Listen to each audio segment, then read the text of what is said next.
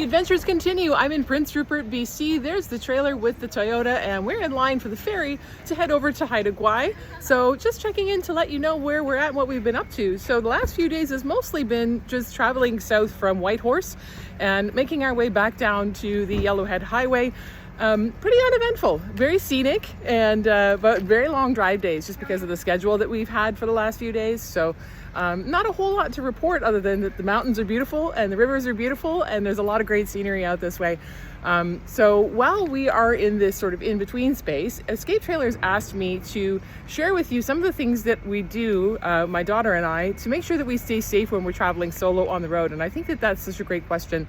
There's the obvious stuff, of course, like locking up at night and not picking up hitchhikers. There's actually a lot of hitchhikers up here.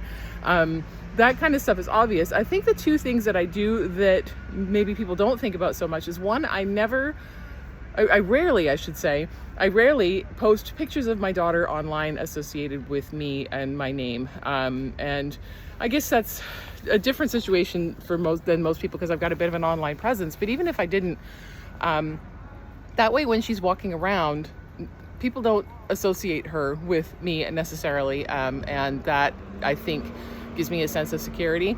The other thing that I do is I never let people know where we're staying until we've left. And I think that's really important.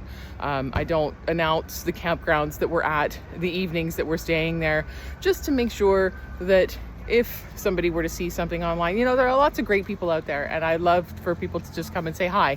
But there are also people with not the greatest intentions sometimes, and that just makes sure that we're safe wherever we're at. So just waiting for the ferry now, as I said. Should be boarding any time now, and I will check in with you after we're back from our adventures on Haida Gwaii.